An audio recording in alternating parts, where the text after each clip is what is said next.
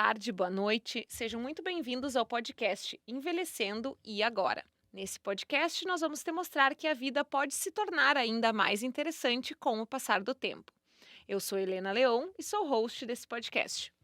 Olá pessoal, eu sou Vinícius Miola, lá das páginas do Instagram e YouTube Geriatria com Miola. Também sou host desse podcast. Hoje a gente trouxe aqui o Dr. Luciano Massi, que é ortopedista e especialista em cirurgia de joelho, para a gente falar um pouco sobre a artroplastia de joelho, né? Ou também o coloquial que a gente estava conversando hoje, que é a colocação de prótese no joelho, né? Seja bem-vindo, Luciano. Oi, pessoal, muito obrigado. Obrigado pelo convite. É sempre um prazer a gente conversar sobre um assunto que a gente estuda bastante, né? E vamos ver se a gente consegue colaborar aí com informações úteis aí para o nosso público, para todo mundo que tem aí um vô, uma avó em casa aí que tem dor, né? Então, para começar, né, para o pessoal que está aí, né, a artroplastia de joelho, né, ou a prótese de joelho é quando o paciente faz uma cirurgia para, né, trocar a articulação do joelho. Mas isso começa sempre numa doença, né, que é a osteoartrite, a artrose, né. Então, acho que vamos começar falando um pouco da doença, né, que é praticamente muito comum, né, na população idosa, para o pessoal entender como é que funciona isso. Então, né, tudo começa com a artrose, né? A questão da artrose é que ela é uma patologia muito prevalente, ela atinge a população, principalmente os caucasianos, né? Ela acaba sendo muito frequente com o passar dos anos. Então, acima dos 50, 60 anos, é difícil tu não ter uma pessoa que tenha algum grau de artrose, ou no joelho, ou no quadril, ou na coluna, né? O joelho é um lugar que acaba sendo bastante acometido e traz muitas incapacidades, né? Então a gente acaba tendo que interferir aí, trabalhar para tentar ajudar esse paciente. A artrose também tem um caráter genético importante, né? A gente vê que as mulheres carregam muito o gene da artrose. Então, quando a gente chega no consultório e pergunta, olha, tem alguém na família que tem artrose? Ah, minha avó colocou prótese. A gente já acende uma luz amarela, né? Daí a gente às vezes olha até para a neta e diz, ó, temos que começar a cuidar desse joelho, né? Então, assim, é importante isso. Até porque quando a família, a gente vê que tem vários casos com prótese de joelho, quadril, a gente sabe que aquela artrose vem com força, né? E aí talvez as nossas medidas, nossos cuidados eles têm que estar com uma intensidade maior, né? Então tem essa questão genética. Mas também você pode ser o primeiro caso da família de ter artrose, né? Não necessariamente que tenham vários casos na família, né? Mas começando do início, se a gente tivesse que conceituar artrose, como que a gente explica para o pessoal o que, que é essa doença, o que, que ela causa, quais os principais sinais ou os primeiros sinais para ficar de olho? Primeiro, a gente sempre tem que estabelecer que a artrose é uma doença da cartilagem. Ela não é do osso especificamente. O osso subcondral ele está envolvido, mas é muito técnico isso. Mas é da cartilagem. O que, que é a cartilagem? A cartilagem é aquela borracha branca que está na frente do osso da articulação. O desgaste dessa cartilagem é que é a artrose. E às vezes as pessoas se confundem com osteoporose, no sentido assim, doutor, como é que eu tenho artrose? Eu estou tomando cálcio. E aí a gente tem que explicar. O cálcio é para osteoporose, que é uma desmineralização óssea. Então é uma outra doença. Por que confunde? Porque as duas dão na terceira idade. Então, a artrose é uma doença da cartilagem. Ela ocorre normalmente em pacientes idosos e que vai ocorrendo esse desgaste e que a manifestação principal dela é a dor. Então, o paciente ele vem porque ele tem dor no joelho. No joelho especificamente, é no lado de dentro do joelho onde está 85% das artroses, porque ali é onde passa a maior parte do nosso peso. O nosso peso ele não passa exatamente 50% do lado lateral e 50% medial. Ele passa mais pelo lado medial, em 85% dos casos. E aí tu tem uma artrose onde tu tem dor no lado de dentro do joelho. Então, você pega uma senhora que tem dor no lado de dentro do joelho. E quando a gente bota a mão no joelho dela, a gente faz um movimento de flex-extensão e parece que tem uma areia dentro do joelho, uma crepitação, a chance disso ser artrose é gigantesca, muito grande.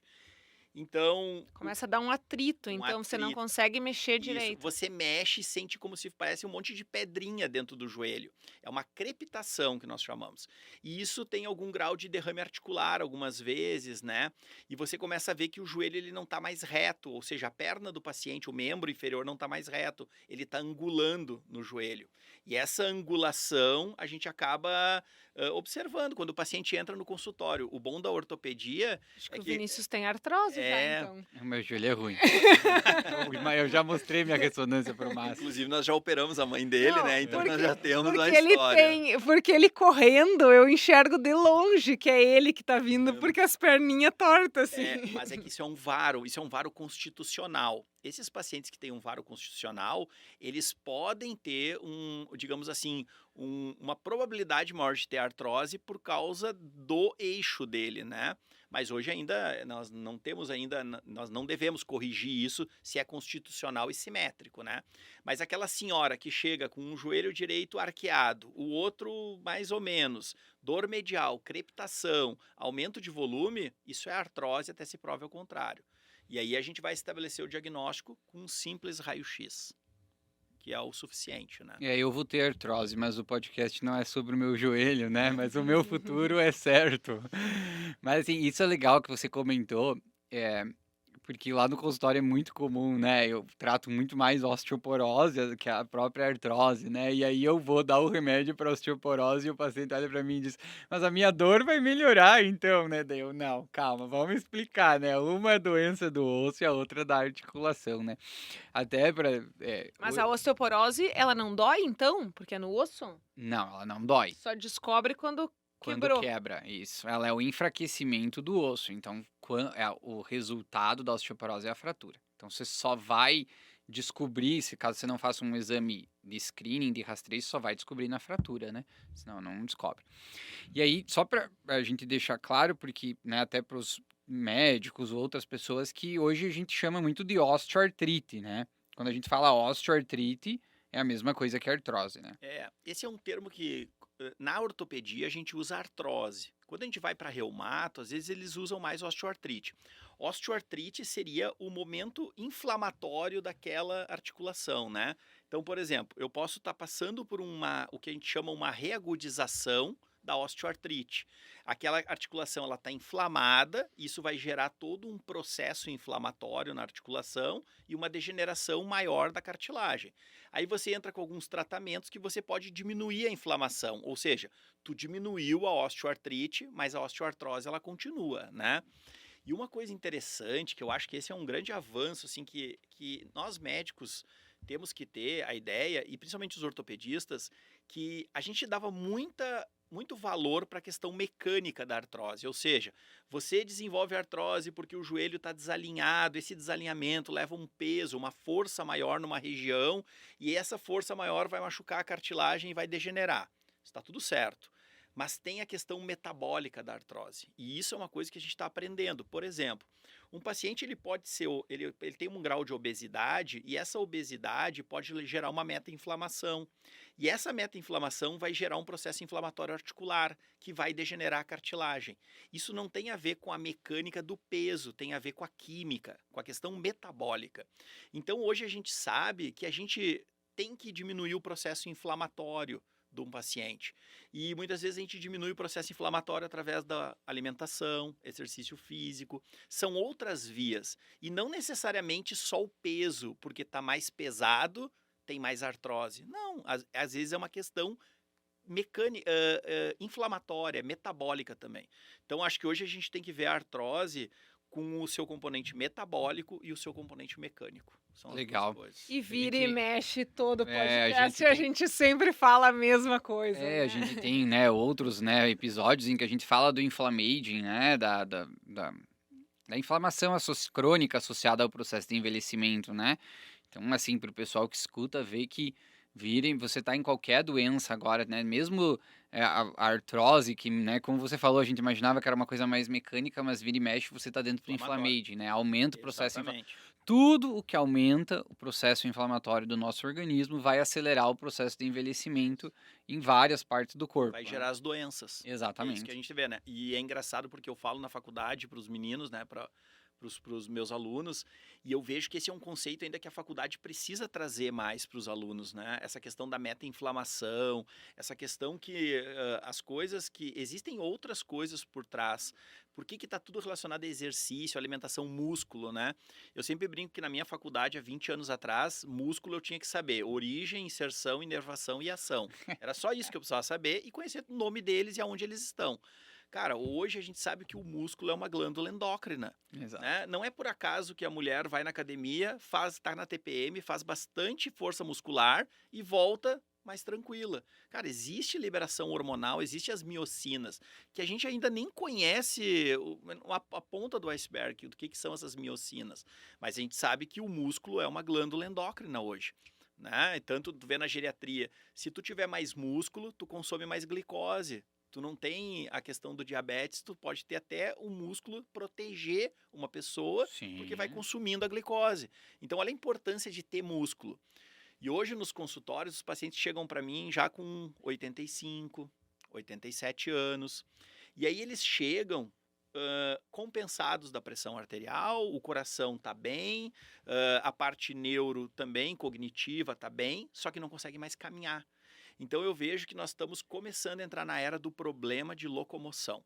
Só que esse problema não vai ser resolvido agora. Ele vai ser resolvido com a nossa geração, fazendo academia, botando músculo, para quando a gente tiver 85, 90 anos, a gente tem músculo na poupança para gastar. E a gente vai precisar desses músculos para poder andar, para poder se deslocar. Então eu acho que a gente tem que mudar, a gente tem mudado, porque a gente tem visto a nossa geração correndo, musculação, academia. Eu acho que isso é um avanço comparado com a geração dos nossos pais, dos nossos avós, né? Sim, com certeza, né? Acho que a geração, dos meus pais, né, que estão aí na faixa dos 60, né, Já estão até... já melhorou muito. Tua mãe faz Mas bastante exercício. mas a nossa já é muito melhor, né? É. A minha dos 30, dos 40, assim, você vê que as academias estão cheias, né? Os da faixa etária dos 60 a gente ainda tem que estimular, né? Tipo, meus pais não faziam exercício até eu iniciar a geriatria e dizer pra eles, olha, vocês têm que ir na academia, né? Agora eles já estão há 4, 5 anos lá e assim, não saem por nada, né? Então, mas com certeza tá melhorando, vai ser melhor do que a geração dos atuais vovôs. E trazendo esse gancho para a artrose, né? O que a gente vê? Eu sempre falo para os meus pacientes que nós temos 3 pilares de tratamento para artrose. Então, o primeiro pilar, que é o que fala toda vez no podcast, é a questão do peso, alimentação. Então, porque a gente observa que, por exemplo, teve um trabalho americano que eles pegaram um grupo de pacientes com artrose e fizeram eles perderem 5 a 10% do peso. O outro grupo, eles deram todas as medicações que existem atualmente para artrose e acompanharam eles durante 1 ano. Eles viram que quem melhorou mais da dor foi quem perdeu 5 a 10% do peso. Então, tu perder 5 a 10% do teu peso corporal, ele é um tratamento que nenhum remédio pode te dar o alívio da dor que isso vai dar. Então, por isso que a gente bate naquela coisa, alimentação, né? E aí nós não estamos nem falando do processo de trocar massa gorda por massa magra. Nós estamos falando só perda de peso, mas ainda tu pode fazer essa troca, o que provavelmente vai ter uma melhora maior ainda, né? Então esse é o primeiro pilar, a questão do peso, que é uma coisa importante. O segundo pilar vem a atividade física. E essa atividade física é uma atividade de fortalecimento e de baixo impacto. Então pode ser uma bicicleta, uma hidroginástica, uma natação, uma musculação, que para mim é o exercício que no dia a dia é o mais factível de se fazer. O que eu encontro, que daqui a pouco tu deve encontrar no teu consultório, é um paciente, por exemplo, de 60 anos de idade, e eu pergunto, tu faz atividade física? Ah, doutor, eu faço, eu caminho. Cara, eu brinco com ele assim, olha, quando tu tiver 80, caminhar vai ser um exercício físico para ti. Hoje, caminhada é muito pouco. Tu precisa fazer musculação, tu precisa fazer teste, precisa fazer exercício resistido, né? Precisa ter um pouco de massa muscular. Então tem que fazer uma musculação. Então eu trabalho muito no consultório com meus pacientes de artrose, que se eles fizerem fortalecimento, eles vão melhorar na dor. Isso é ciência, tá? Teus trabalhos mostram isso. Mas o paciente, ele olha para mim e diz assim, doutor, mas eu tenho dor. Eu vou para academia, eu sinto dor. Então, assim, qual é o meu acordo com eles? Então, não, eu vou fazer algumas medidas para tirar a tua dor, mas eu não consigo tirar elas de maneira resolutiva e como se fosse uma cura. Eu vou diminuir a tua dor e tu vai para academia. É um contrato. Se eu diminuo a dor e tu ficar sentado no sofá, a tua dor vai voltar e talvez mais intensa ainda. Então, eu vou diminuir tua dor E aí tu vai para academia fazer exercício. Quando tu ganhar massa muscular, tu vai ter a melhora clínica que a gente espera. Só que isso leva 3 meses, 6 meses, 1 ano. E aí é que vem o problema. Nós somos muito imediatistas. Nós queremos já que a coisa já funcione, né? E aí não funciona assim, Eu né? atendi um paciente terça-feira, 85 anos, eu acho. E aí ele veio, daí reclamou de algumas dores, e aí daí ele disse: "Ah, mas o filho dele falou, ele foi na fisioterapia e tava melhor, daí ele parou". Daí eu olhei pra ele e falei: "Tá, quantos dias de fisioterapia você fez?" Ele falou: "Ah, eu fiz 30". Eu falei: "Cara, mas 30 não dá nem pra começar a encher o copo pra você ver, a diferença é 6 meses, o senhor É, precisa fazer 6 meses". Então isso é, né, muito comum, é difícil convencer. Eu sempre digo pra eles: "Vocês têm que passar da parte da persistência". é. O início, às vezes, é difícil. É pra qualquer um de nós, né? Eu chego, quando eles chegam lá comigo, eu dou exemplo. Se eu for na academia hoje e fizer um monte de musculação, eu saio com dor, eu não vejo resultado. O resultado é daqui 1 ano, 2. Então tem que persistir, né? Isso é muito É. comum. Então, e aí o terceiro pilar, né, depois do exercício, aí vem as medicações, né, que é o que a gente tem hoje das medicações, inúmeras medicações aí para usar. Não tem nada que seja curativo, né? Hoje ainda recebi da minha irmã no Insta, olha, tem um gel alemão aqui que cura a artrose. Eu já respondi para centenas de pessoas, né? Nós estamos vivendo num mundo que às vezes é uma oportunidade, né? Então desenvolveram lá o hidrogel e, cara, não tem nenhum trabalho científico mostrando ainda que tem a cura, longe disso ainda, né? Só que hoje tu joga na internet, amplifica, as pessoas vão e adquirem aquilo ali e acham que aquilo ali é o milagre, né? Não existe nenhuma medicação que vá curar a artrose. Hoje, atualmente, 2026, no mês de janeiro, não existe. Para o futuro, a gente espera alguma coisa, né? Mas isso é uma coisa que as pessoas, e eu converso com os pacientes também, mas é importante que as pessoas entendam, a medicina não cura, né? A nossa capacidade de curar doenças é muito pequena, são pouquíssimas doenças que a gente cura. Alguns cânceres se acha muito cedo que você faz a cirurgia e tira inteiro.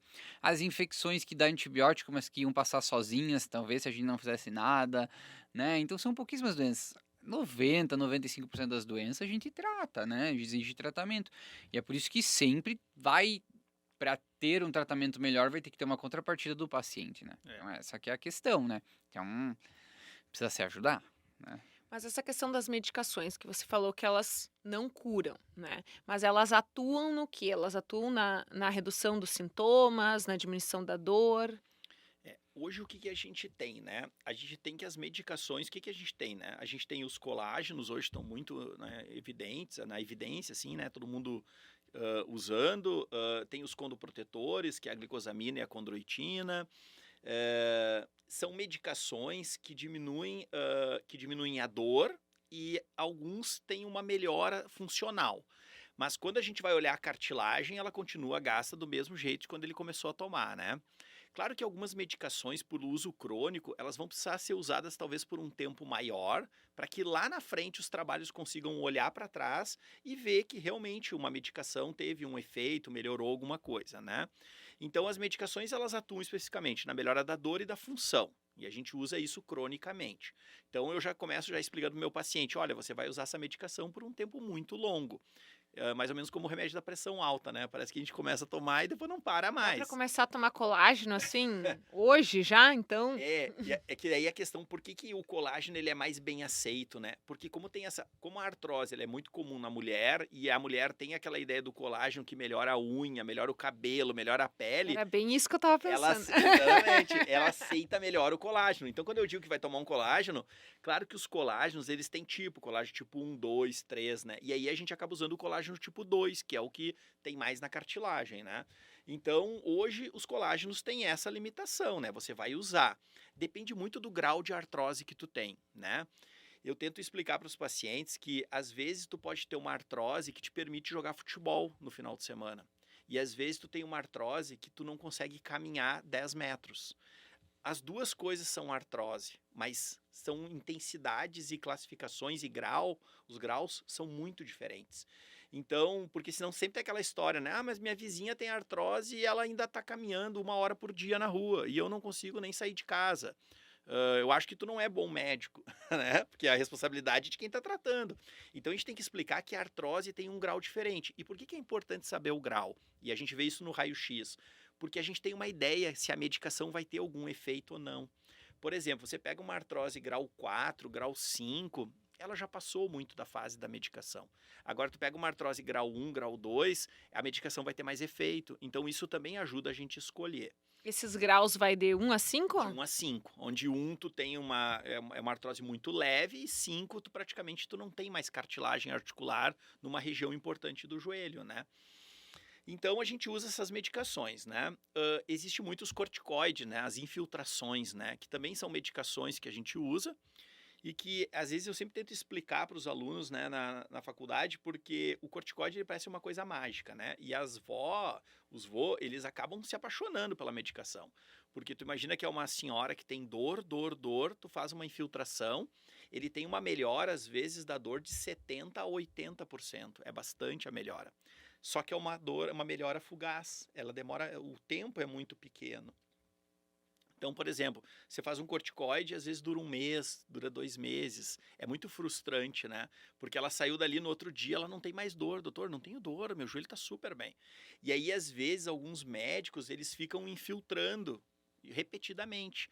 E essas infiltrações repetidas de corticoide, elas levam a um aceleramento do desgaste da cartilagem, da degeneração condral da cartilagem, ela leva a outras alterações que são ruins. Então não é a solução ficar fazendo corticoide seriadamente, fazendo frequentemente, né?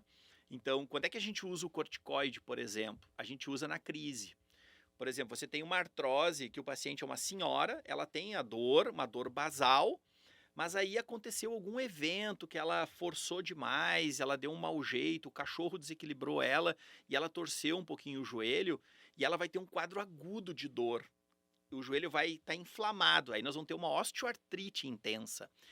Esse paciente se beneficia do corticoide, porque tu vai tratar casualmente essa reagudização da artrose. E aí tu vai usar o corticoide nesse caso, né? Então o corticoide é uma das medicações. O outro agora é o famoso ácido hialurônico, né? Que ele é uma substância que a gente tem no nosso próprio organismo, ele faz parte do nosso organismo, mas com a idade a gente vai diminuindo a produção dele. E quando a gente consegue ofertar exogenamente, botar dentro do joelho esse ácido hialurônico, a gente tem alguns benefícios para a cartilagem. Aí tu não está tratando mais só os sintomas, tu está tratando o tecido que está doente. Mas ainda não é uma substância que vai conseguir regenerar, ou seja, que vai preencher cartilagem onde não tem. Mas tu consegue fazer com que aquela cartilagem residual fique mais forte, né? Tu vai ter alguns benefícios na dor e na função. E, principalmente, tu vai ter uma duração maior do que com relação ao corticoide. Então, vamos dizer que o corticoide dura em média 2, 3 meses. O ácido hialurônico pode durar 6 meses, 9 meses, 1 ano. Ele tem uma durabilidade maior e isso é útil daí. Porque daí tu pode pegar um paciente daqui a pouco que não tem uma artrose tão grande, isso também vale, que nem as medicações via orais, o grau da artrose interfere. Por exemplo, eu tenho uma artrose grau 5, fazer ácido hialurônico não tem sentido. Você não vai ter resultado clínico, então você vai ter um gasto, né? Agora, você tem uma artrose grau 2 para 3, uma artrose grau 3, o ácido hialurônico é uma coisa que pode ajudar, né? E aí a gente está indo. Existe, por exemplo, plasma rico em plaquetas, que os médicos no Brasil ainda não estão habilitados a fazer. Mas em nível experimental a gente tem feito em trabalhos científicos, né? E aí vem o PRP para suprir uma lacuna, que são aqueles pacientes ainda que não têm ainda indicação de cirurgia, ou aqueles pacientes até mesmo que não podem operar. O paciente tem uma doença importante que não permite fazer cirurgia, né? E aí entra a medicina. Mas daí esse plasma você injeta onde? Também dentro do joelho, né? Então o PRP, que é o plasma rico em plaquetas, o IPRF, o células mesenquimais, tudo isso está sendo injetado dentro do joelho, né?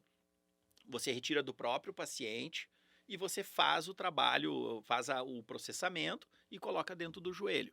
Isso é o que nós chamamos de medicina regenerativa, né? Eu, por exemplo, acho que há 2 anos atrás eu fiz uma pós de 1 ano em São Paulo só disso e a gente acabei fazendo prova para a Academia Americana, e hoje estou na Academia Americana de Medicina Regenerativa, então eu recebo muita informação e muito trabalho. E a gente está evoluindo muito nisso, né? O Brasil ainda um pouco mais atrasado por uma questão de mercado. Existem algumas barreiras aqui que são políticas, né? Mas logo, logo vai ser liberada essa medicina regenerativa para benefícios dos pacientes. E ela vai trazer algumas armas a mais, mas ela não é a solução do problema. Isso fique bem claro, né? Mas nos Estados Unidos já estão fazendo isso, então. Todos os Já é pacientes. rotina Não, clínica. hoje, se tu tiver uma mãe que tem uma artrose e tu for no consultório e ela tiver uma artrose grau 3, 2 para 3, certamente a medicina regenerativa vai estar na caixa de ferramentas do médico que atende ela. Certamente. Tá? Isso é uma realidade hoje, né? Então, Legal, né? É. Ajudou muito. vai ajudar bastante, né? Mas não é a solução para tudo, né? Entende? Que senão daqui a pouco tu olha um joelho que é um grau 5, que não tem mais condição, que o tratamento é uma prótese, e aí você fazendo biológico, isso não faz sentido.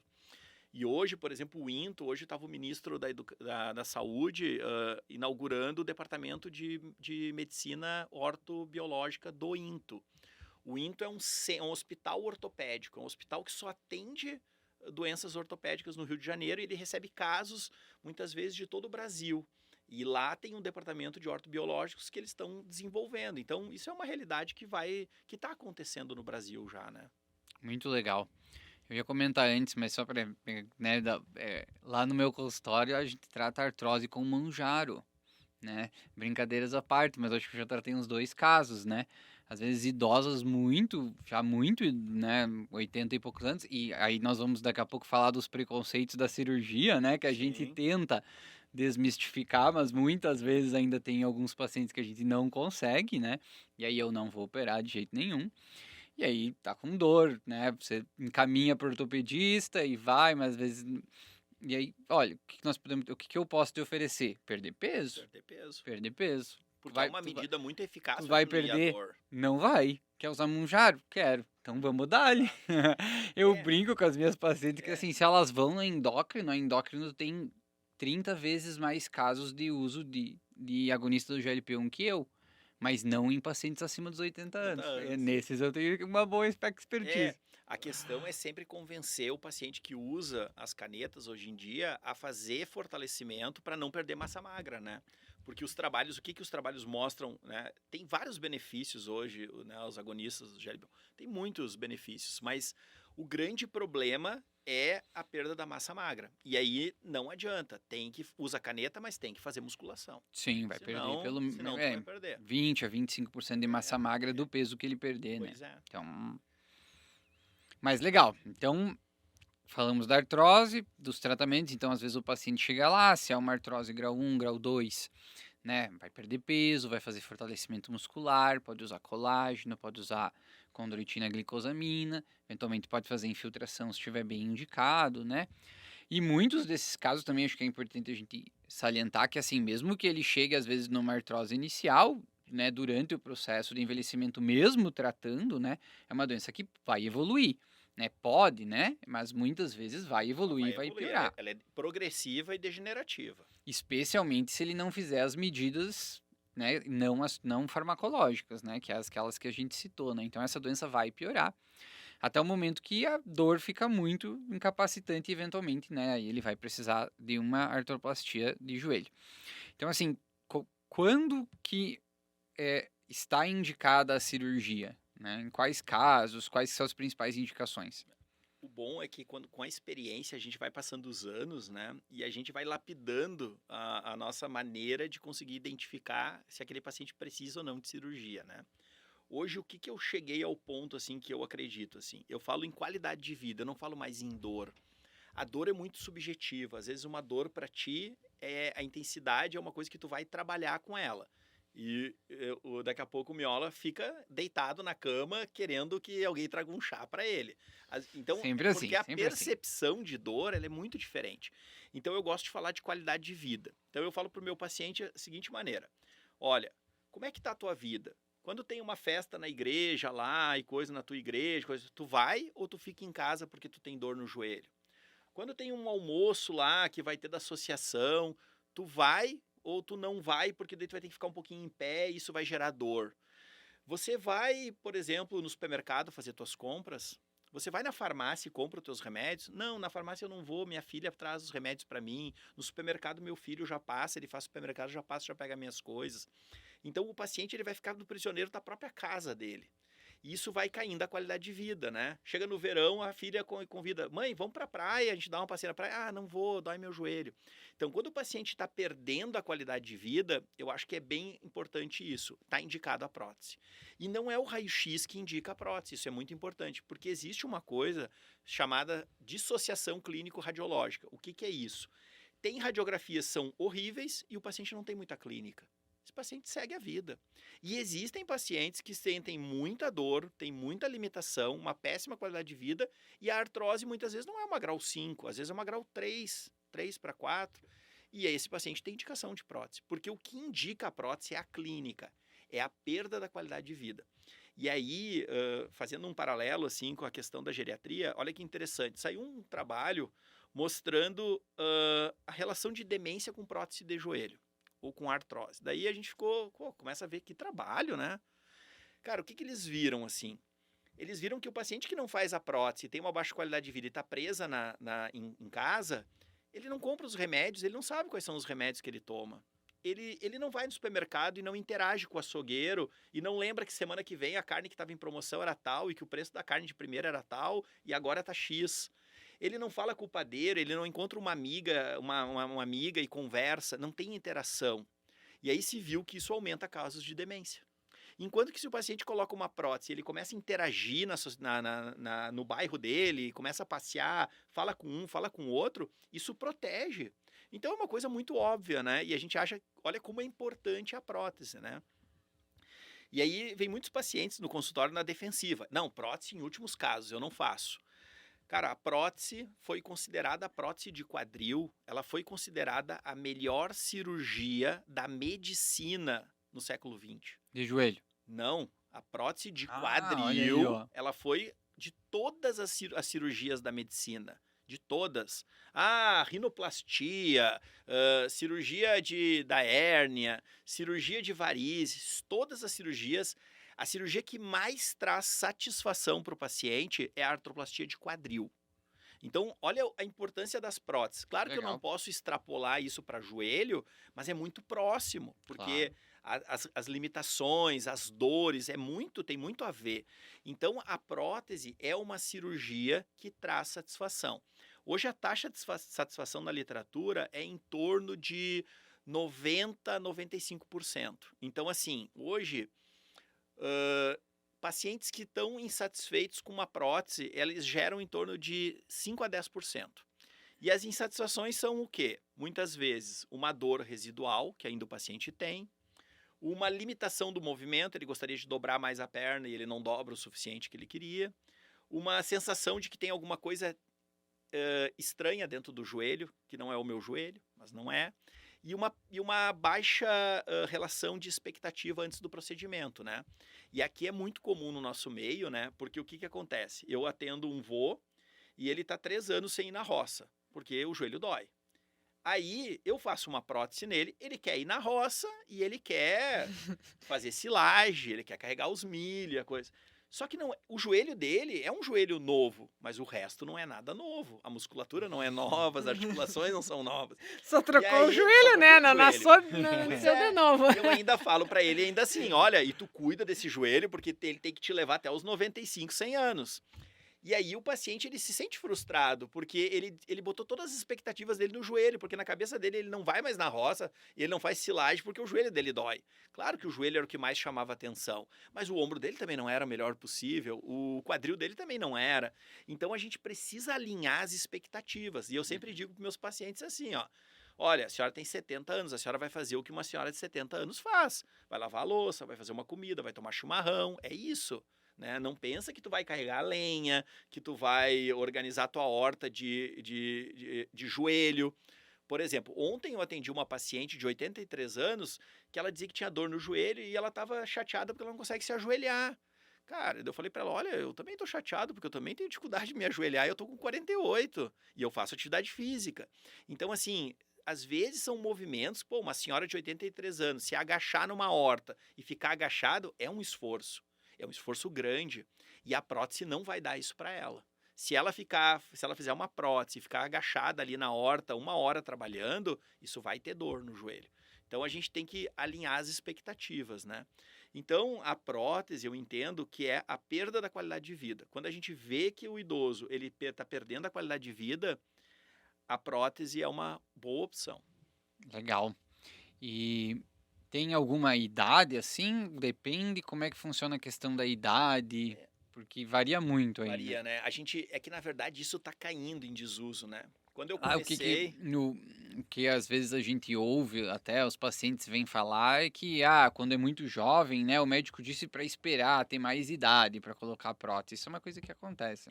o que acontece assim? Quando eu estava iniciando na ortopedia, a gente tinha alguns parâmetros, né? Prótese acima de 60 anos. O cara não tem 60 anos, não bota. Hoje não existe mais isso. Os materiais foram melhorando. A questão é a seguinte: a prótese tem uma durabilidade média. Hoje uma prótese dura, por exemplo, 90% das próteses duram mais de 10 anos. 85% mais de 15. Então, hoje a gente sabe que uma prótese dura em torno de 10 a 20 anos. Se eu fizer uma prótese num paciente de 40 anos, o que acontece? Ele é muito ativo. Ele caminha mais rápido, ele sobe com mais velocidade, ou desce uma escada com mais velocidade, ele faz mais força. Logo, a prótese dele provavelmente não vai durar 20 anos, ela vai durar menos. E como ele tem 40 anos, e se ele tiver uma vida longa, eu vou precisar trocar essa prótese várias vezes. E a condição da troca sempre é muito difícil. Vai começando a ficar difícil muitas trocas. Então, a gente tem uma ideia de fazer a prótese, levá-la um pouco mais. Mas, em contrapartida, os materiais têm melhorado, principalmente as próteses de quadril. Hoje é muito comum tu ver pacientes mais jovens fazendo prótese, Sim. porque os materiais melhoraram. E uma outra coisa que a gente leva em conta, eu acho que a minha geração de médicos, assim, é que a gente pensa assim, né? Cara, de uma maneira geral, quais são os melhores anos, as melhores décadas da tua vida? É dos 40 aos 50, ou dos 50 aos 60, ou dos 60 aos 70? Então, às vezes, eu pego um paciente de 50 anos e eu vou deixar ele 10 anos sofrendo para quando ele tiver 60 eu botar uma prótese. Cara, ele perdeu 10 anos de vida que ele tem, comparado com os próximos 10 anos, que ele tem mais vitalidade, que ele tem mais condições de viver, entende? Porque é inegável que um paciente de 50 a 60, ele tem mais vitalidade do que um paciente, por exemplo, de 70 a 80. Sem dúvida. Então, a gente não vai deixar ele para viver. Então, assim, hoje a gente tem colocado a prótese. Eu não uso isso como parâmetro, a idade. Eu uso a condição clínica do paciente, a condição física, a intensidade da artrose. Por exemplo, se ele tem 50 anos e ele tem uma artrose que é destrutiva, que não permite que ele caminhe direito, esse paciente vamos fazer uma prótese. Porque ele vai viver lá bem dos 50 aos 60. Depois, 65, aí eu vou ver o que eu vou fazer. Sim, dependendo, quando chegar nessa idade, os materiais já melhoraram mais um pouco e já vai Sim, durar mais um pouco também. Essa é a minha Exatamente. aposta, né? Eu tô Essa é- imaginando que daqui 20 anos, quando eu precisar fazer uma prótese, já vai ter material bem melhor, né? Essa é a ideia. Então, assim, a gente não penaliza os pacientes, né? Mas assim, agora eu tenho uma dúvida, porque eu tenho um amigo, mais de um amigo, que 30 e poucos anos teve que fazer prótese bilateral de quadril, né?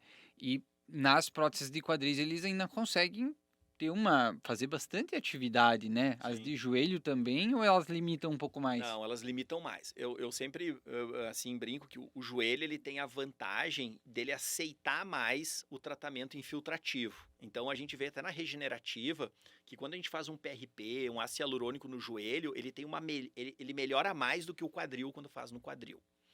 Mas, em compensação, a prótese de quadril é melhor. Por isso que eu não extrapolo que a prótese de joelho também é a melhor cirurgia da medicina, não. Uhum. Porque o quadril, ele é muito bom. A prótese de quadril é a melhor prótese que tem.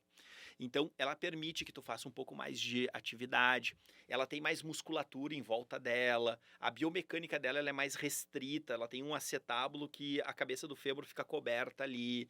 Então, é uma prótese que permite que tu faça alguma coisa a mais. Eu nunca, assim... Eu fiz prótese de quadril no início da carreira, né? Inclusive, quando em Concórdia, a primeira cirurgia foi uma prótese de quadril, né? Mas eu acabei fazendo joelho logo depois que eu terminei a residência e acabei trabalhando exclusivamente com joelho, né? Hoje eu faço só joelho, eu não faço outra coisa.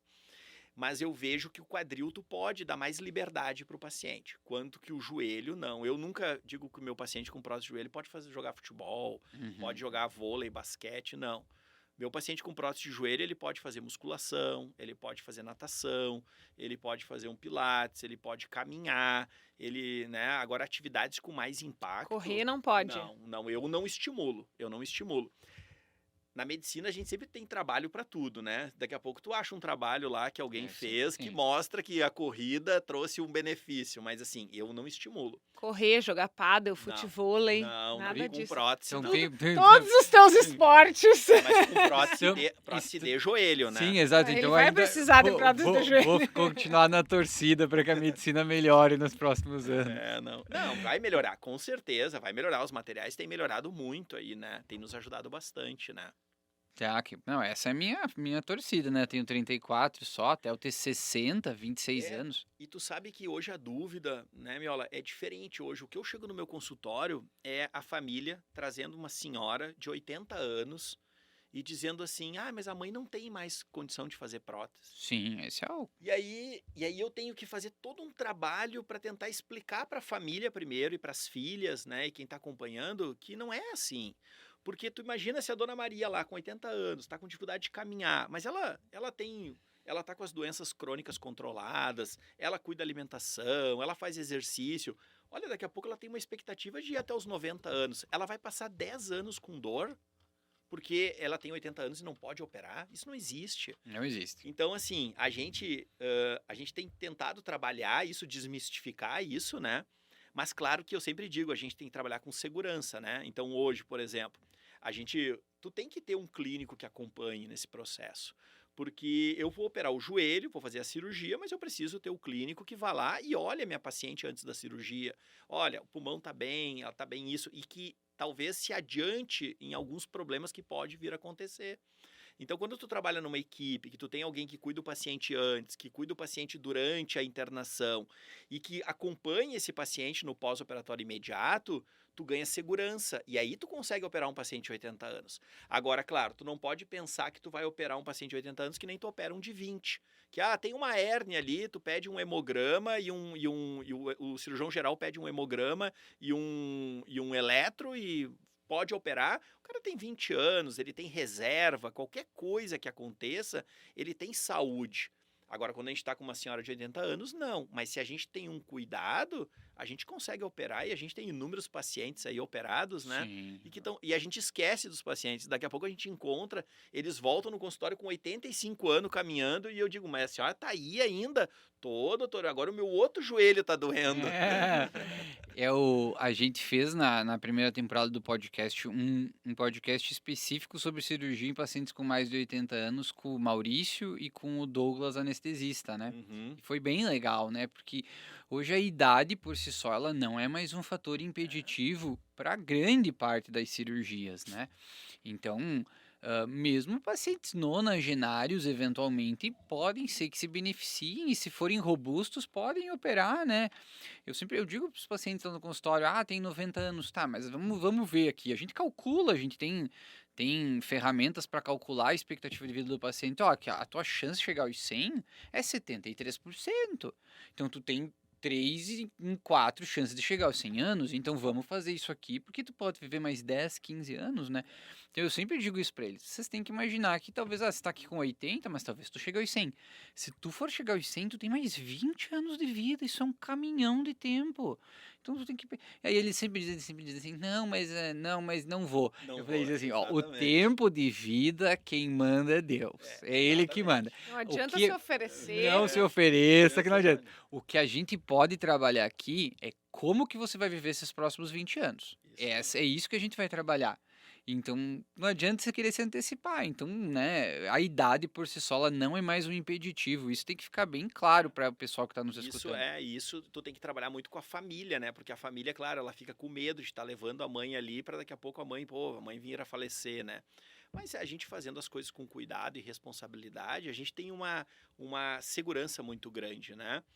E uma outra coisa que às vezes eu trabalho com os pacientes é que são vários cenários, né? Um outro caso que eu trabalho com o paciente é o paciente que ele chega com 72, 74, assim, que eu acho que é uma idade super boa, porque daqui a pouco, pô, ele tem aí até os 80 uma vitalidade ainda importante, e a gente sabe que às vezes depois dos 80 a vitalidade começa a diminuir, né?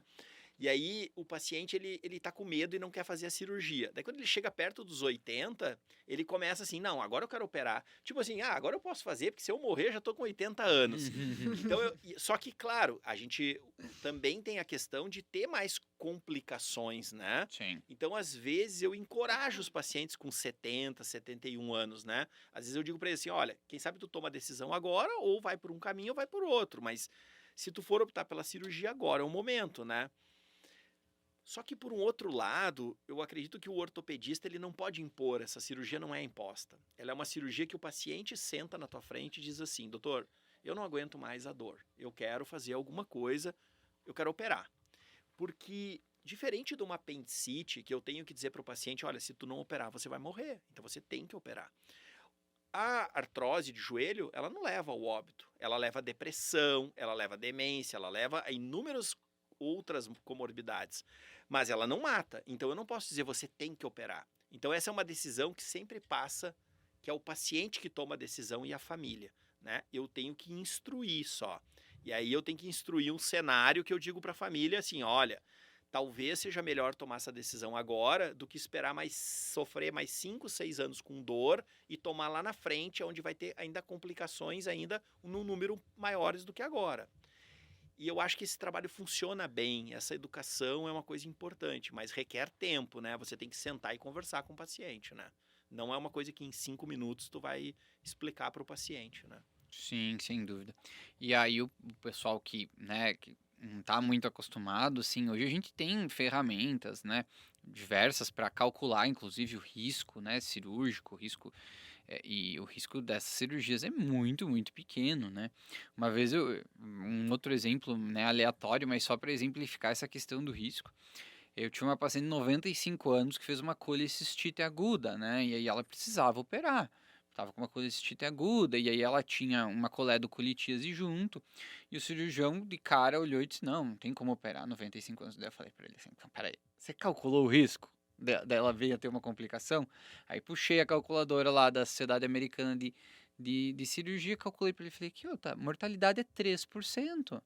Ela vai deixar de operar? 3% de mortalidade. Sendo que se nós falamos da prótese de joelho, né, muito, muito, muito, muito menor que isso.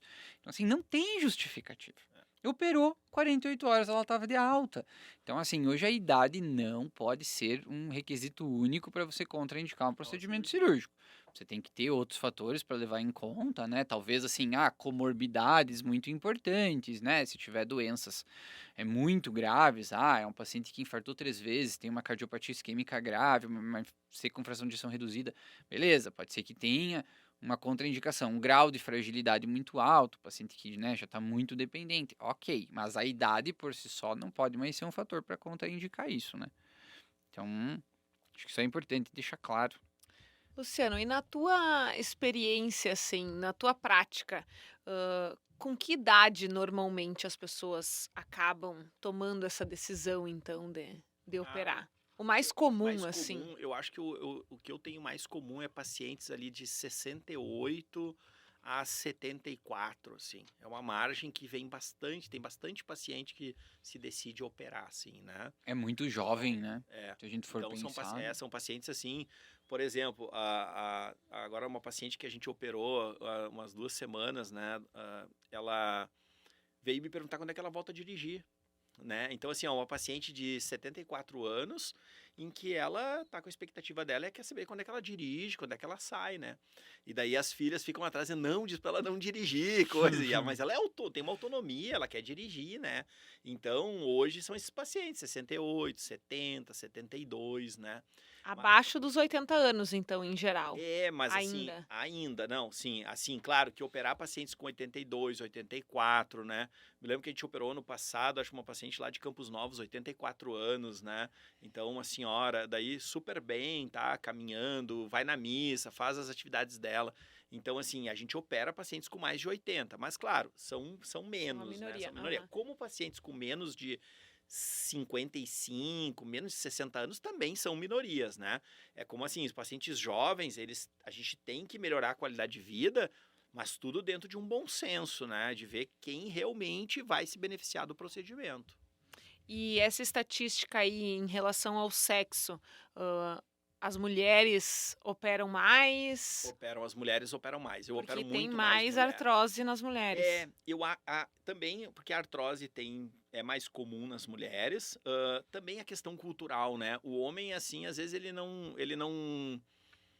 dá o braço a torcer, né? Ele vai lá com dor e vai ficando no canto dele, ele fica no canto dele, ele, digamos que tem mais preconceito de buscar essa ajuda, né? Talvez com as próximas gerações isso vai melhorar, mas ainda os homens aí com 70, 75 anos, eles tipo ficam no canto deles, ninguém mexe comigo, me deixa aqui e vão vivendo com aquela vida que fica ruim, mas vão assumindo aquilo, né? Enquanto que a mulher já tem mais disposição para sair, para buscar uma opinião, para ver alguma coisa para melhorar, né? Então eu vejo que as mulheres, elas vão. Eu opero muito mais mulheres, muito Ainda mesmo. é, né? Isso na faixa etária dos idosos que a gente trata hoje, né? Os homens ainda estão muito para trás. Eles não vão.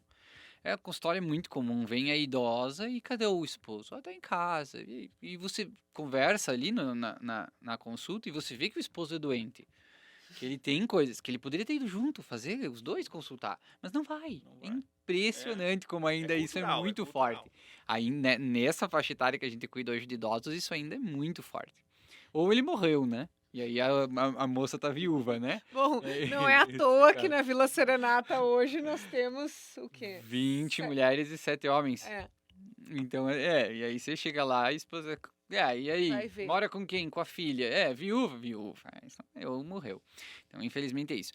Luciano, acho que agora vendemos bem o peixe, né? Acho que a prótese, a artroplastia de quadril é uma cirurgia muito boa, melhora a qualidade de vida, né? Tem que, né, quando bem indicada, é um ótimo procedimento. Mas assim, também sempre gosto de falar para os pacientes, na medicina nada é certo, né? Tudo pode ter alguma complicação, né? Ou pode ter algum probleminha. Então, quais são as principais complicações, assim, da cirurgia ou problemas que podem vir a ter? Eu sempre, assim, é bem importante quando a gente indica uma prótese e a gente está conversando principalmente com a família, uma coisa que eu tenho como postura, eu sempre falo pro meu paciente, eu quero que a tua família venha. Tem que ter a filha, tem que ter o esposo, alguém da família tem que estar aqui para a gente conversar, porque nós vamos falar sobre as complicações, né? O grande problema da prótese de joelho é a infecção. Isso é o que faz o médico, o cirurgião perder os cabelos e o paciente ter um problema sério, né? Por quê? Porque uma infecção de prótese não é que nem uma infecção de garganta, onde eu uso, por exemplo, uma amidalite bacteriana, que eu uso um antibiótico por 7 a 14 dias e curo. Não existe isso. Quando você tem uma infecção na prótese, você precisa tirar essa prótese do paciente para fazer o tratamento da infecção. Então, são processos em que tu tira a prótese, o paciente fica, às vezes, um mês e meio no hospital tomando antibiótico. Ele faz, às vezes, mais de uma cirurgia para limpeza do joelho, e a gente tenta recolocar essa prótese, né? Então, a gente tenta recolocar essa prótese, por exemplo, às vezes 2 meses depois que tu tirou a prótese primária, né? Isso gera um problema. E tu recoloca a mesma prótese ou uma nova? Não, uma nova prótese, daí uma nova prótese, né? Isso acontece porque as bactérias, elas têm uma propriedade de conseguir fazer um biofilme em cima da prótese, ou seja, elas fazem um sistema em cima da prótese que elas conseguem se isolar do antibiótico. Então, para eu conseguir tratar uma infecção, eu preciso arrancar a prótese fora. Então, você imagina que fica um paciente numa prótese, uma senhora, muitas vezes hospitalizada, usando antibiótico endovenoso, até eu conseguir colocar uma nova prótese. E a gente ouve muito no nosso meio assim, minha vizinha fez uma prótese e rejeitou. Não é que rejeitou, infectou, né? Hoje a taxa de infecção é de 2%, 0,5% a 2%. Agora, claro, depende de como você também trabalha os seus pacientes. Senão, daqui a pouco, você pode ter uma taxa de 10%, né? Sim. Então, por exemplo, hoje um paciente, quando vai operar comigo, né? Às vezes o mioma pode olhar lá, tem o swab nasal, né? Que o que é isso? É um cotonete que a gente, no laboratório, bota lá no nariz do paciente e a gente pesquisa se ele tem um estáfilo que é resistente a antibióticos que a gente usa comumente. Porque se ele tiver esse estáfilo, isso não quer dizer que ele é doente, é uma colonização. Do mesmo jeito que eu tenho bactérias no meu nariz, Você tem no seu, mas as minhas bactérias são diferentes das tuas. Então, se eu consigo localizar uma bactéria que é mais virulenta, que é mais forte, eu vou alterar os antibióticos que eu vou usar antes da cirurgia, eu vou alterar uma série de procedimentos que eu vou ter, mas eu tenho que fazer essa pesquisa. Hoje, os meus pacientes, por exemplo, eles tomam banho de clorexidina do queixo para baixo até o dedo do pé, 4 dias antes da cirurgia. Por quê? Porque se eu conseguir baixar a carga de bactérias, eu consigo diminuir a taxa de infecção. Hoje os pacientes chegam no hospital, fazem a preparação da pele, a gente usa todo um sistema ali de limpeza, na questão de montagem dos campos específica. A gente, por exemplo, é chato, não fiquem entrando e saindo da sala. Quem entra na sala, fica na sala e não sai mais da sala cirúrgica. Porque a gente sabe que o número de vezes que abre a porta do centro cirúrgico aumenta a taxa de infecção. Então é uma série de cuidados. Hoje, por exemplo, meus pacientes, eles fazem curativo em casa. Eu tenho um enfermeiro que dá esse respaldo. Por quê? Porque às vezes acontecem coisas inocentes. Por exemplo, o agricultor lá cortou a mão, ficou uma semana sem ir, aí tá saindo pus, ele vai no posto fazer curativo. E aí faz curativo primeiro no e depois faz na prótese. Não quer dizer que a pessoa não, mas é que é muito próximo as coisas, né? Os meus pacientes, por exemplo, eu sempre procuro que eles fiquem em quartos privativos, sem outros pacientes, né? Aí, às vezes, tu vai operar no SUS, infelizmente, não tem como ajudar todo mundo, tu vai entrar num quarto de hospital onde tem mais pessoas, né? Cada um com um acompanhante, às vezes um quarto pequeno que tem 10 pessoas dentro. A chance de ter contaminação cruzada é muito grande. Quando tu tá falando de uma cirurgia, às vezes, de varizes, uma cirurgia que não requer, mas uma prótese de joelho é um problema. Então, a gente sempre tem que cuidar, ter esses cuidados para a infecção. A infecção é um problema, né? É um problema grave, assim. Eu agora tive uma paciente no final do ano, ela tinha há uns 6 ou 7 anos, ela tinha uma prótese, super bem, eu encontrava ela no supermercado, cidade pequena, a gente encontra os pacientes, né? Encontrava ela tomando café, encontrava ela tendo uma vida normal. E aí foi mexer na unha, porque a unha estava incomodando. E daí mexer na unha, deu uma celulite na perna, infecção na prótese. Então isso mudou a vida dela. Ela teve aí 4, 5 meses de uma vida que mudou e ainda tá mudada. Nós estamos tratando. E ela teve que tirar a prótese Ela teve também? que tirar a prótese, nós tivemos que fazer inúmeras intervenções para lavar, colocar espaçador. E aí agora a gente reconstruiu o joelho com uma prótese de revisão num lugar que parece que aconteceu uma guerra ali, e aconteceu uma guerra, mas é uma guerra dos leucócitos com as bactérias. Destrói todo o tecido sofre, é como literalmente tu chegar num lugar que foi bombardeado, e aí tu tem que recolocar uma nova prótese, né? Graças a Deus ela tá com a nova prótese, tá se recuperando, vai ficar bem, mas é um problema, muda a tua vida. Então, falando das complicações, a infecção é a principal. E aí o que muda? Por exemplo, quando eu mando lá pro geriatra, o que ele tem que cuidar? O diabetes tem que estar controlado. Porque se você tiver um diabetes descontrolado, a tua taxa de infecção sai de 2 para 5%. E a gente observa que se o paciente é diabético, mas ele tem uma curva glicêmica que não tem alterações muito grandes, a taxa de infecção é igual ao paciente que não tem diabetes.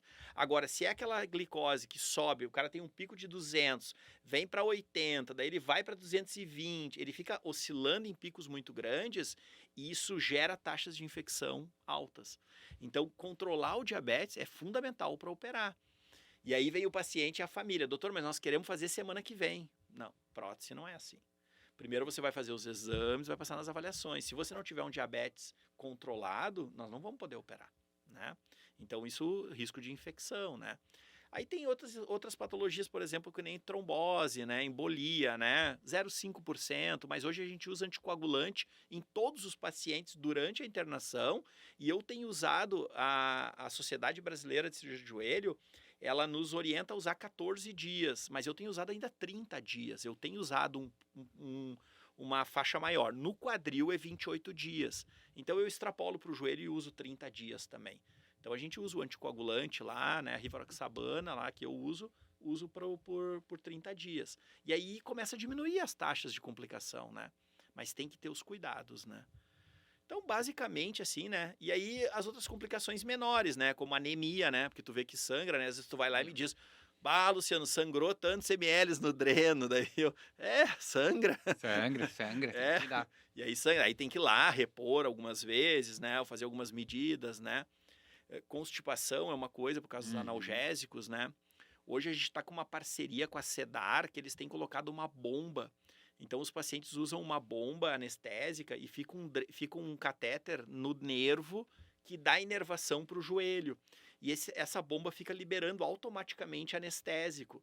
E com isso, os pacientes eles ficam sem dor por um tempo pós-operatório bem bom, assim. E aí, para te ver, olha como muda as coisas. Eu tive que melhorar todas as suturas, dobrar as suturas, porque as senhoras, as vó, não têm dor. O que elas fazem? Mexem bastante. E aí o tecido não dá tempo de Elas cicatrizar, aprontam. e aí começa a abrir. Então hoje, quando a gente vai usar bomba, a gente tenta sempre fechar bem o tecido, porque a gente sabe que ela vai mexer bastante. E é bom mexer, né? Então a gente está tendo essa experiência hoje em Joaçaba, né? A gente está querendo começar em Concórdia também a usar essa bomba, porque uma coisa que leva o paciente, às vezes, a não querer fazer a cirurgia da prótese, principalmente a segunda prótese, é a dor. É uma cirurgia que dói. Mas essa bomba, ela é como, assim, Ela é, fisicamente? fisicamente, Fica ela é um dispositivo pequenininho que fica tipo numa bolsinha pequena que o paciente usa na cintura e tem um reservatório pequeno com anestésico e ela vai liberando num Daí tem que- caninho, Ah, tá. Tem um caninho que vai até o local do nervo, que fica um pouco acima da incisão cirúrgica. Mas aí depois tira isso como? Depois- Quando... Depois, assim, a gente tem feito por 10 dias, às vezes eu tenho pedido para ficar um pouco mais, mas aí a gente tem que cuidar por causa da infecção também, né, desse catéter por tempo prolongado, mas depois é só tu puxa o catéter. Imagina que é como se fosse uma mangueirinha que entra na pele e vai lá no nervo. E hoje a gente coloca isso com ultrassom, né? Tu olha no ultrassom onde é que tá o nervo e tu vai e bota o catéter do lado dele, né? Então é a tecnologia trazendo conforto. Então eu já ouvi, por exemplo, meus pacientes dizerem assim, né? Doutor, mas eu não senti nada de dor. Cara, é esse o objetivo. E é uma cirurgia que dói, porque você corta osso, você faz uma cirurgia que você mexe muito nos tecidos, né? E aí diminui a quantidade de analgésicos e opioides e diminui as complicações ainda mais, né? Sabe que a gente teve uma senhorinha que ela ficou nossa hóspede por um mês lá na Vila Serenata para uma recuperação de uma cirurgia ortopédica, mas não era prótese, segundo o que o Vinícius me explicou hoje, era outra coisa. Mas ela tava lá porque a família tinha medo que ela aprontasse em casa. E com a gente, ela era assim um amor, ela super comportada, fazia porque ela teve que ficar ali 15 dias sem botar o pé no chão, daí depois começou a colocar Sim. carga, mas desde o início ela fazia fisioterapia para mobilização, assim, mas não sem botar carga, né? E aí depois começou a botar carga, depois a físio fazia treinos dela subir e descer degrau, foi treinando ela para ela voltar para casa. Mas daí ela voltou para casa e disse que ela Ela é tava terrível. assim, ó, Ela aterrorizando. Aham. Porque ela não parava, que as filhas iam olhar, tipo, ela já estava lá no pátio fazendo coisa, já estava na cozinha fazendo coisa, e parece que tinha degrau de uma peça para outra, e resumo assim, as filhas dela me falavam, eu dizia, tudo mentira de vocês, ela é um anjo. Com a gente, ela não aprontava nada. É. E imagina, ela poderia ter ido para casa já antes, mas a família tinha medo justamente Receio, né? disso, de que ela fosse para casa e fosse querer fazer tudo sozinha, porque daí não quer incomodar, não quer pedir para os outros, né? E tu vê assim, ó, cara, que provavelmente ela deve ter tido uma fratura de colo de fêmur, alguma coisa assim que é comum. Como é importante falar sobre osteoporose, assim, cabe a gente conversar, assim, porque é uma patologia hoje, se tu pegar o consenso brasileiro de osteoporose, tu vai ver que é uma doença que tem um índice de mortalidade muito grande, a gente não leva em conta. As fraturas de colo de fêmur, elas podem chegar a 20% de mortalidade no primeiro ano. É bastante. A cada 10 senhoras que são operadas, 2 vêm a falecer no primeiro ano. Então, olha que importância isso, uma patologia que tu pode tratar e evitar, né? E coisas simples assim, como, por exemplo, dizer para as vó não usar pantufa, né? Porque é clássico, de noite acorda para fazer xixi, não quer acordar o marido que tem um sono ruim, daí não acende a luz, já não enxerga direito, bota aquela pantufa que não enfia o pé até o final, quando vai dar o passo, a ponta da pantufa tranca no tapete que tem um monte de bordado e ela cai. Para não cair de rosto, ela gira. Quando ela gira, ela cai em cima do quadril e faz a fratura de quadril. E aí gera todo um problema, né, médico importante. Então, assim, tem muita coisa pra gente falar e são coisas simples às vezes. Tira os tapetes, troca o chinelo, faz um ambiente que tenha luz, né? São coisas que Sim. evitam, né? E a gente vê as taxas de morbidade, por exemplo, sempre quando eu vou dar aula de osteoporose para os alunos lá, a gente revisa, né, os dados e a gente vê assim, ó, por exemplo, em países desenvolvidos, taxa de internação feminina por fratura por osteoporose é maior do que comorbidades cardíacas, por exemplo. E câncer, por exemplo, entende? E é uma coisa que a gente não observa, a gente olha assim e diz, mas isso não pode estar certo. E acontece. A gente vê no Rust ali quantas senhoras internam por semana, né? É muita A gente. gente vê que interna, assim, às vezes são 2, 3 por semana com fratura de fêmur proximal, né? Uhum. É mais ou menos isso aí. É 2, Numa 3, cidade, 4. num lugar que é Joaçaba, que não é um Sim, lugar, sim, né? é muito Imagina, prevalente. tu pega uma cidade, Curitiba, Porto Alegre, né? É algo muito prevalente Então, mesmo. Mas assim, para a gente também, acho que isso encaminhando um pouco para os nossos últimos pontos, né? Acho que a gente já falou então dos tratamentos, já falamos de quando que existe a indicação da cirurgia, já falamos da complicação da cirurgia, mas digamos que a pessoa veio, fez a cirurgia, deu tudo certo na cirurgia, não teve infecção, como que é essa recuperação? Depois que a pessoa internou no hospital, fez a cirurgia. Quantos dias que ela sai do hospital? Como é que é depois? O que que ela tem que fazer? isso é engraçado porque os pacientes, eles chegam com algumas ideias, assim, que são... Doutor, mas eu vou dobrar o joelho. Eu fico, mas eu vou fazer uma prótese para te andar. Tu vai dobrar o joelho, né? Doutor, mas eu vou conseguir caminhar? Cara, mas se fosse para não caminhar, eu te deixava que nem tu tá, porque tu tá com dor sentada. E os pacientes me dizem assim, doutor, mas assim, eu pergunto, tu tem dor no joelho? Doutor, assim, quando eu tô sentado não me dói. Me dói só quando eu caminho. Aí, aí tu fica assim, não, mas olha, a vida é caminhar, né? A vida é se deslocar. Mas assim, normalmente o paciente, a gente tem um modelo aqui que tá dando muito certo. A gente normalmente opera na quinta-feira, né, de manhã, e sexta-feira eu olho o paciente, o Miola olha e nós damos alta. Então hoje, o paciente faz a cirurgia num dia e vai embora no outro. Se tu for pegar no início da minha residência, meus chefes deixavam os pacientes internados 5 dias. O que a gente viu? Hoje, com os analgésicos, os cuidados, a gente sabe que o hospital é um ambiente contaminado, é um ambiente que... Então, quanto mais cedo a gente consegue liberar o paciente para casa, melhor para o paciente. E hoje eu consigo controlar meus pacientes no WhatsApp. O paciente chega em casa, aconteceu alguma coisa, a filha tira uma foto e me encaminha. Então, eu acho que essa proximidade fez com que a gente conseguisse diminuir o tempo de internação. Então, eu faço cirurgia num dia, vai embora no outro, vai como? Caminhando com o andador. O paciente sai caminhando do hospital, porque ele precisa ir para a mesa, para o banheiro. Então, esse tempo da cirurgia e do outro dia é para treinar a marcha, para poder caminhar. Então, ele usa um andador mais ou menos por 30 dias. Claro que isso é variável. Eu opero um paciente de 60 anos que caminhava super bem, mas ele tinha dor, ele tem força muscular, mas ele tinha dor no joelho. Eu troco o joelho dele, ele em 30 dias ele está quase correndo. Agora eu pego uma senhorinha de 83 anos, que ela tá toda fraquinha, e ela não caminha porque o joelho dói, mas ela tem uma fraqueza generalizada porque ela tem 83 anos. Essa paciente vai demorar mais do que 30 dias para caminhar. Ela vai usar o andador talvez por 60 dias, e talvez ela vá largar o andador e ficar com uma bengala. Né? Então vai depender. O outro paciente com 60 anos vai largar o andador e vai viajar sem nada. Então isso muda muito de um paciente para paciente, mas basicamente ele vai usar 30 dias de andador e ele vai fazer fisioterapia. E o meu objetivo é conseguir, depois da fisioterapia, colocar ele na academia. Ele vai fazer musculação, ele vai fazer bicicleta ergométrica, ele vai fazer pilates, ele vai fazer hidroginástica, alguma coisa ele precisa fazer. Porque o benefício da prótese não acaba nos primeiros 3 meses. Aquilo que a gente vê, que o paciente, melhorou a dor, doutor, ele não tem dor. Se tu fizer um fortalecimento da musculatura dele, ele vai ter uma melhora muito grande. Tu vai olhar esse paciente 1 ano depois, ele está muito bem. Mas ele precisa ganhar massa muscular. E eu explico para meus pacientes, a prótese é só uma dobradiça. Quem faz o motor fazer o movimento é o músculo. E quem controla é a cabeça. Se a cabeça está bem, que é o dispositivo geral, o músculo você vai treinar para aumentar a potência. Então, tu ter um motor mais potente faz toda a diferença para o desempenho daquela dobradiça, que é a prótese. Então, segue o fortalecimento muscular, vai seguir. Até quando? Para sempre.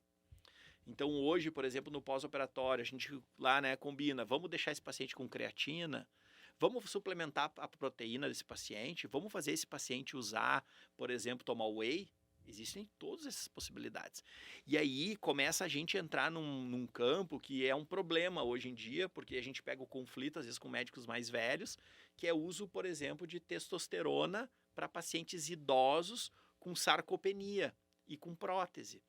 Então aí nós começamos a lidar num terreno que é difícil. Por quê? Porque é um terreno que tem preconceitos, tem coisas ainda que não estão muito claras, né? Então existem casos, por exemplo, que tem pacientes que depois dos 30 dias que passou o tempo tromboembólico, que tu usar uma testo, tu pode trazer um benefício para o nosso paciente. Mas isso ainda também, né, pessoal, não é saindo usando de qualquer maneira, fazendo. Tu tem que ter as indicações, tu tem que ter um paciente que seja sarcopênico, tu tem que ter as coisas. Mas nós vamos evoluir muito mais. E isso quer dizer o quê? Que a cirurgia não acaba no momento que tu faz o curativo. A gente vai seguir cuidando desse paciente, provavelmente até o final dos dias, né, dele, né? É isso aí, né? E aí, agora que ele tá bem, ele tem que fazer a parte dele, né? Porque é aquela coisa que eu sempre digo pros guris lá no consultório. Assim, eu vou te ajudar, meu papel é X%, os outros é contigo. Então, se você não fizer a tua parte, o resultado pode ficar aquém, não vai ser aquilo que você queria. Então, tem uma parte que sou eu, mas uma grande parte do tratamento é você. E se você não nos ajudar, é legal que às vezes eu brinco. Até hoje estava com uma senhora lá, que já há um tempo eu tô negociando para ela ir para academia. Senhorinha super disposta, 80 anos, fez o ano passado, agora ela tá indo uma vez por semana na academia. Eu falei, não, uma vez é pouco, vamos duas. Eu falei para ela, veja bem, se o ano que vem, a senhora tem 80, se o ano que vem a senhora tiver igual você tá esse ano, a senhora melhorou.